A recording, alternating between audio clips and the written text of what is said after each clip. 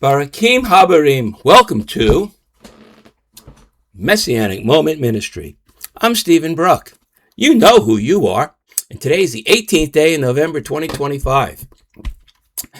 The Bible tells us that everyone sins, yet we're also told that those who faithfully accept Yeshua can be saved from sin. In other words, those who were doomed by their sin have been changed to those who are saved from their sin.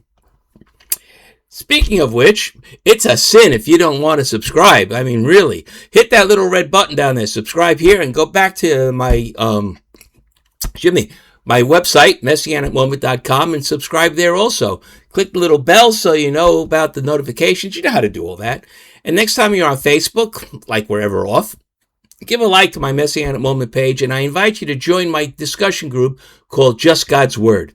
And hey, if you like what you get here, you're going to love the books I've written. I got 5 of them out there for you. You can get them through the links on the website or go to Amazon.com. Put Stephen R. Bruck in the search field and boom, they all show up.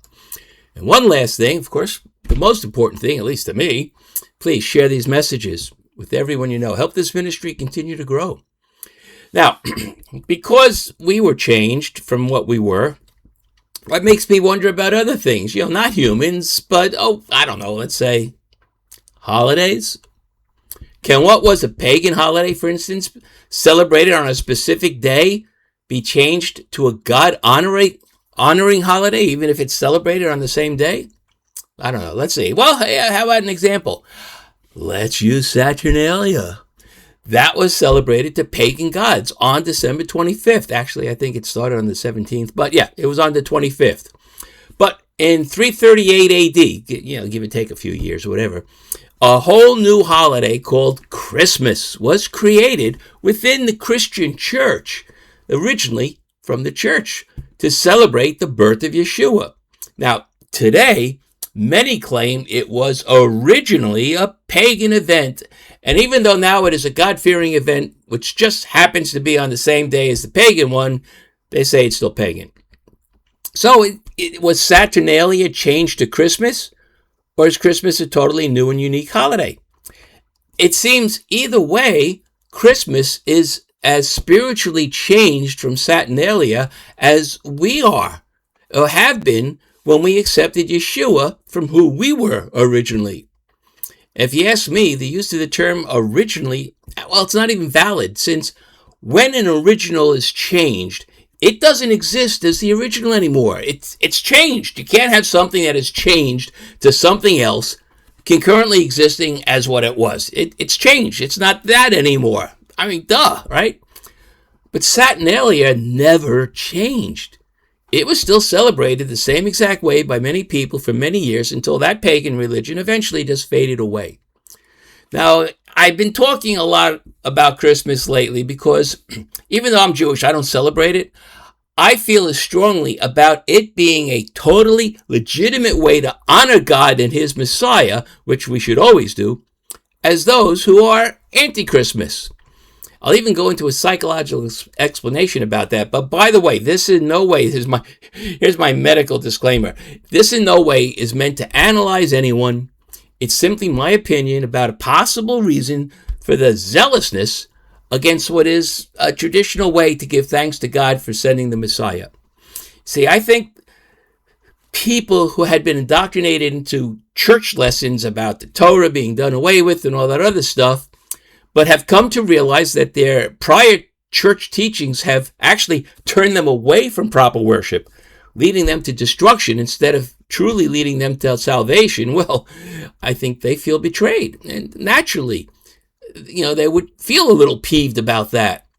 But what they've done is they've gone from absolutely believing what they were told by the church to now absolutely not believing anything the church ever told them. And then they heard how someone some time ago, whatever, decided to declare Christmas and Easter, while we're at it, as pagan, justifying that claim by the fact that the holiday occurs in the same day as pagan holidays did. And they totally misinterpret Jeremiah 10 and Isaiah 44, using that misunderstanding, or just, I think, purposeful misinterpretation, as justification for saying that the Christmas tree is pagan. Now, I would agree if a Christmas tree was completely denuded of branches and bark, then carved into the shape of some god or goddess or animal, then covered completely in gold or silver gilding, and then placed somewhere where the people would bow and pray to it. Now, so far, every Christmas tree I've ever seen anywhere has branches, it has bark, it's not covered in any precious metal, no one ever bows and prays to it, and if you want to talk about the ornaments they hang on it, most of them are usually either family heirlooms handed down over generations or mementos of past places they've been. Sorry, it's not very pagan. And of course, there are no pagan gods anywhere. You know, there's an old saying that you can't make chicken salad without the chicken. Well, I believe you can't have a pagan celebration without a pagan god. So, I believe any holiday, whether God commanded or man-made, that celebrates God or the Messiah or both, cannot be labeled pagan just because some things are similar to what was once a pagan event. And I can say absolutely that God agrees with me on that. And I'm saying so because he said it through the prophet Ezekiel. In Ezekiel 18:21-24, he tells us very clearly that what something was or what someone was isn't important, only what we are now. So go ahead and call those Christian holidays to celebrate Messiah pagan if you really want to. But please consider that God accepts them as righteous because what they are now is all about Yeshua. And God said he cares only what things are now. So why go against him? Well, thank you for being here. And please remember to comment and share these messages with everyone you know, even non-believers. Hey, after all, you never know how fertile the soil is until you plant a seed in it. All right, that's it for today. So, Yitrot and Baruch Hashem.